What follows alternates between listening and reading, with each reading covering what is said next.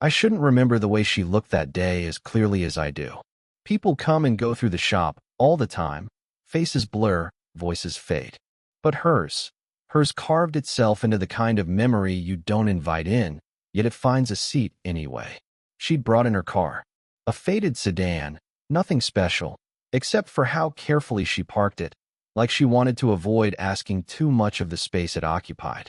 When she stepped out, I caught the sharp contrast. A woman who moved with certainty, yet her eyes seemed to check every angle of the world, as if expecting judgment.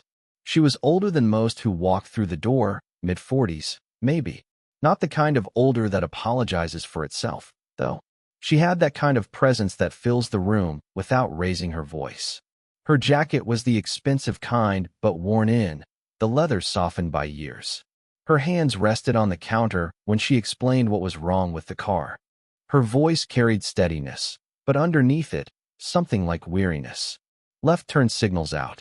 And there's a sound, metal on metal, back right tire. I don't want it to give out on the highway. I nodded, scribbling details, though I barely looked at the paper.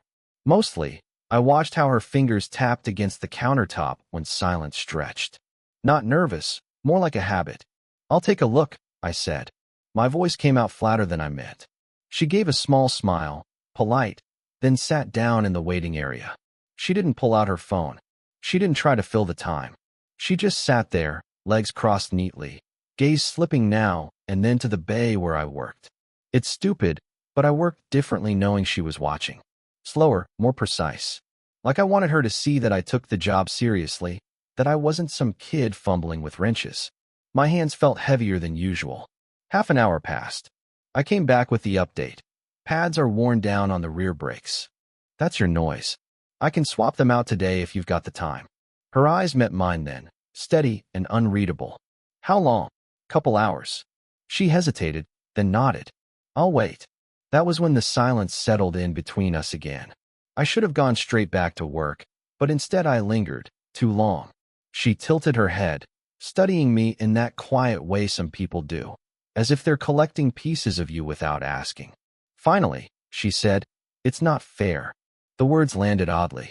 Out of place. I frowned. What isn't? She shook her head quickly, almost embarrassed. Never mind. Forget I said that. But I couldn't. Because her tone wasn't casual, wasn't careless. It sounded like the kind of thing someone says to themselves when they think no one else will hear. I forced myself back into the bay, but every movement afterward was heavy with distraction. Her words echoed, circling, refusing to settle. It's not fair. When the job was finally done, I handed her the keys. She thanked me with that same polite smile. But when our hands brushed during the exchange, I caught the smallest pause, the kind that isn't accidental. And I've been replaying that pause ever since. The second time I saw her, it wasn't her car that brought her back. She came in carrying a stack of folders, looking out of place against the smell of oil and metal. She'd been sent by the office next door. They needed help moving a broken desk into the dumpster. I don't usually get called for things like that, but the boss wasn't around, and she asked in a way that made it sound less like a favor, more like inevitability. I followed her into the office space. The room smelled faintly of old paper and lemon cleaner, too quiet compared to the constant clatter of the shop. The desk was wedged against the wall, splintered on one side. She pressed her palm against the surface as if steadying it, though it was far too heavy for her. "Sorry," she said, brushing a strand of hair from her forehead. "This isn't exactly your job description." I shrugged. Doesn't hurt to bend the rules sometimes. That earned me the smallest laugh, quick and unfinished. But it stuck with me. We lifted the desk together. She was stronger than I expected, but I noticed the way her grip faltered now and then. Her hands, elegant, careful, weren't made for this kind of work. When the desk scraped the floor, she winced. "You okay?" I asked. "I'm fine." Too fast, too firm. But when I caught her eyes, I saw the truth, how tired she was. The kind of tired that doesn't come from lifting a desk, but from carrying something heavier, something invisible. I didn't push.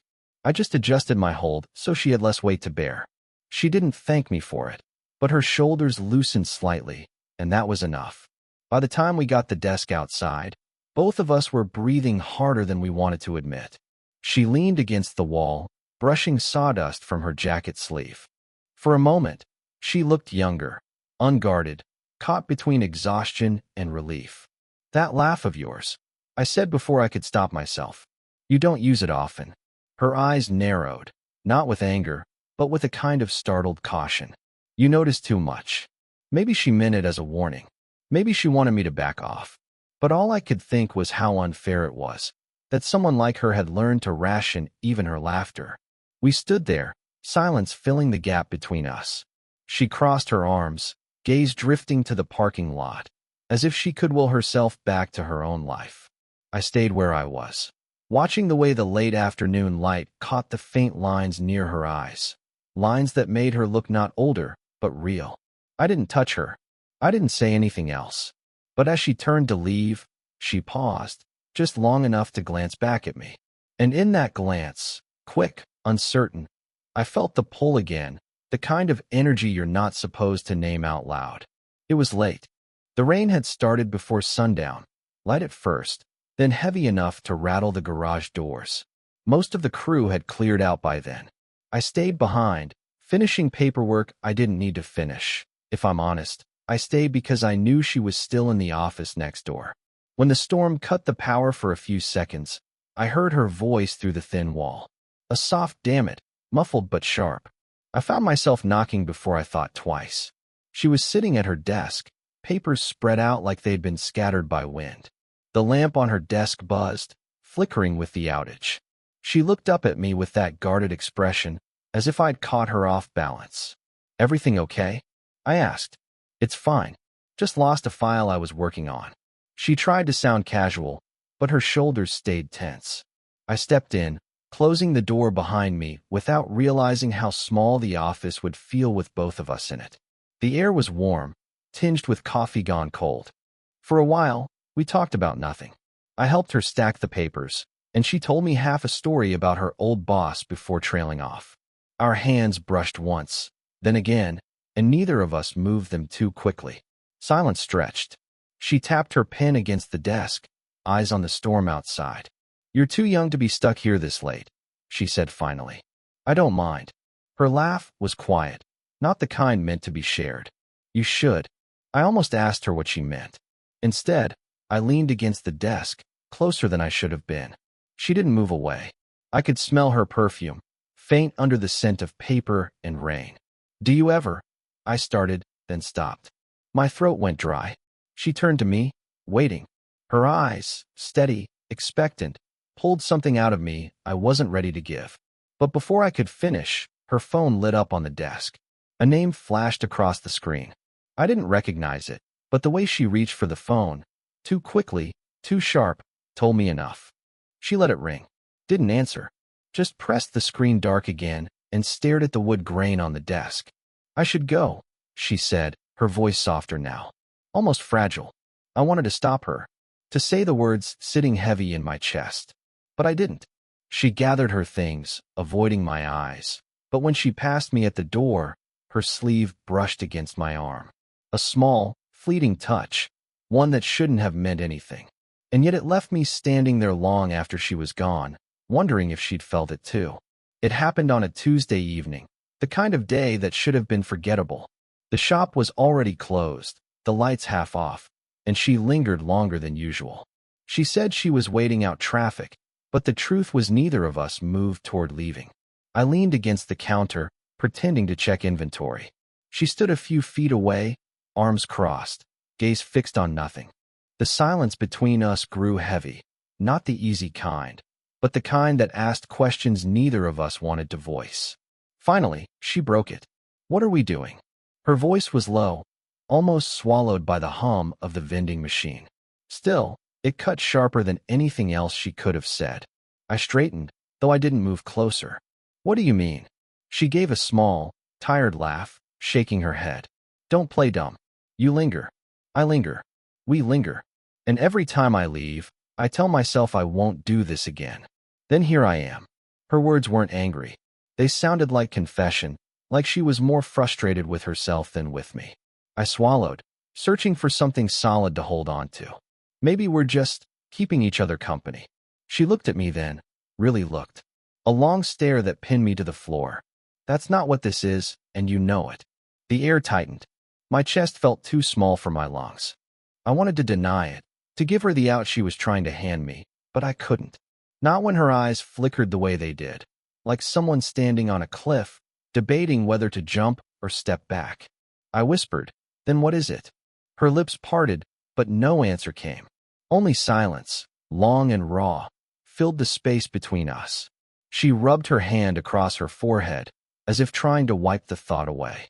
"You're too young," she said finally. The words weren't cruel, but heavy, weighted with a kind of sorrow I didn't understand. "I don't feel young," I replied before I could stop myself. That made her laugh again, short and broken, almost bitter. She pressed her palms flat against the counter, grounding herself. "This isn't fair," she murmured. The line I'd heard once before, only now it carried something sharper, almost aching. I should have stayed quiet, but I couldn't. The words slipped out, quiet but steady. "Neither is falling in love." Her breath caught, not a gasp, not shock, just the smallest break in rhythm. She didn't move, didn't speak. Only her eyes betrayed her, bright with something I wasn't supposed to see. And then she whispered, more to herself than to me, "You have no idea how much that could ruin me." She came by the shop on a Saturday, unannounced. No car trouble this time. No excuse, really. She carried a small envelope in her hand, fingers tight around it like it might slip away if she loosened her grip. "I shouldn't be here," she said the moment she stepped inside.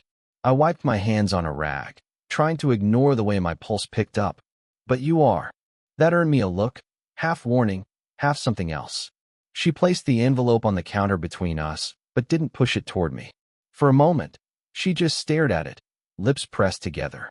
"It came in the mail yesterday," she said. "I don't know why I brought it here. Maybe because I couldn't open it at home. I didn't ask permission. I just waited." Eventually, she tore it open herself, pulling out a single photograph. Her hands shook as she laid it flat on the counter. A man, smiling, arm wrapped around her shoulders. He looked maybe a decade older than me. There was warmth in his eyes, but something about the picture felt unfinished.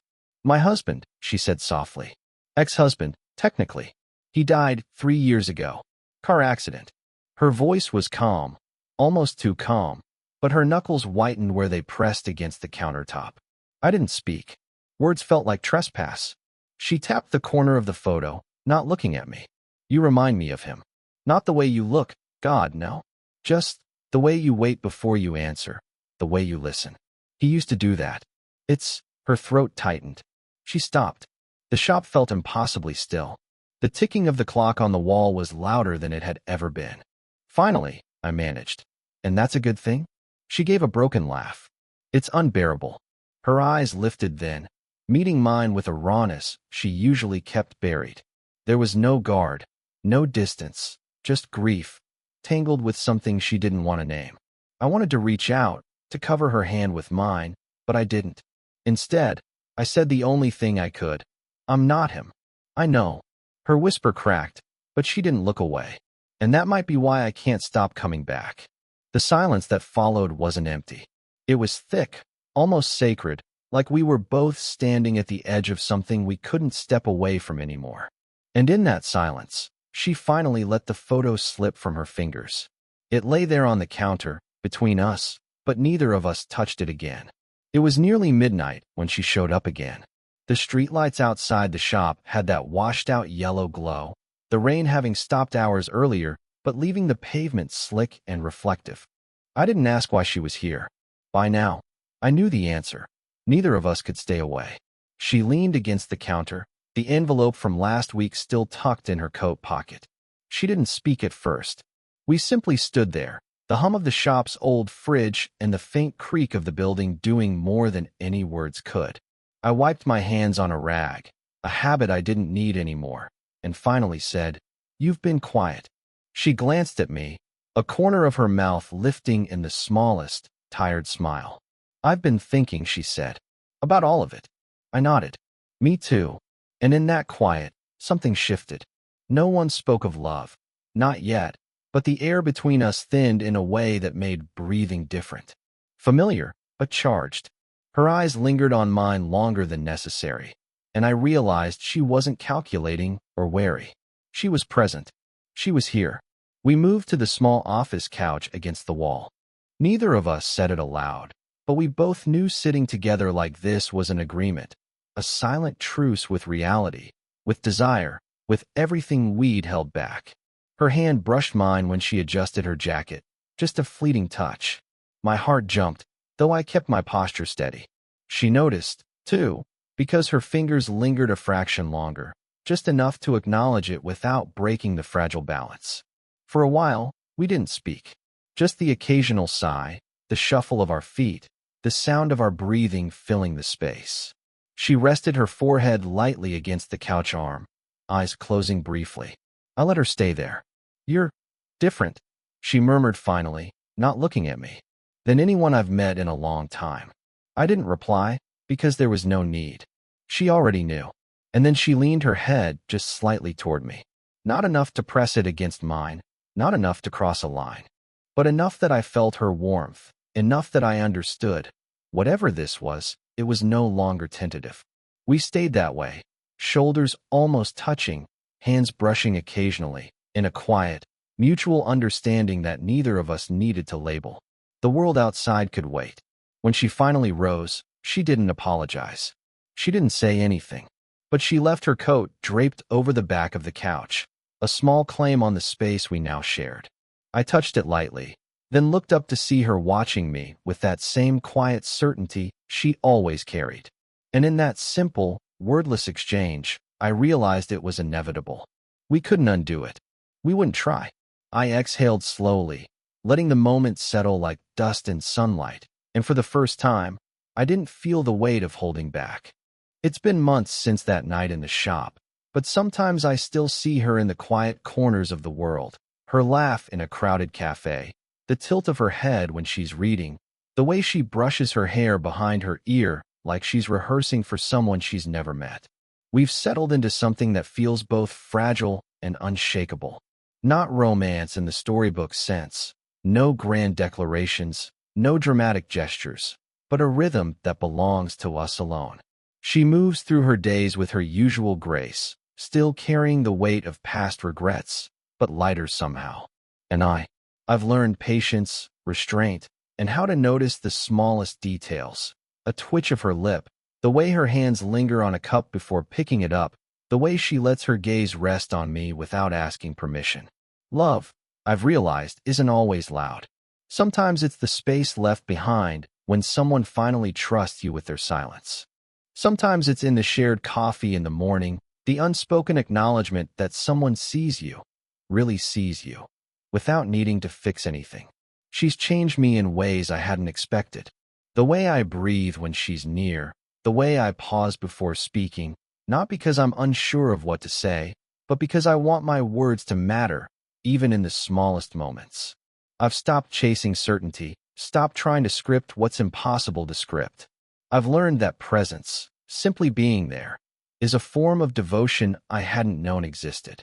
And her? She's softer around me now, not less confident, just willing to let someone in. She laughs more freely, allows herself small mistakes, and I watch her sometimes, thinking about all the years she carried her life alone and how she chose, so quietly, so deliberately, to step into this new chapter with me. We sit together in the evenings, sometimes saying nothing at all, just sharing space, letting the world outside pass without our interference. My hand finds hers now and again. No one else is around. No one else needs to see. And when our fingers brush, it feels like a promise that doesn't need words, a promise of continuity, of understanding, of something earned. I don't know what the future holds. Life rarely gives clarity like that. But I know that whatever comes, we've learned how to be close without collapsing, how to see each other without pretending, how to let love exist quietly, fiercely, and undeniably. So here we are, flawed, human, irrevocably connected, and I wouldn't trade a single awkward pause, hesitant glance, or fleeting touch that brought us here. And maybe, just maybe, That's enough to make the world seem a little less unfair. What about you? Have you ever felt a connection you couldn't explain, one that changed you without fanfare?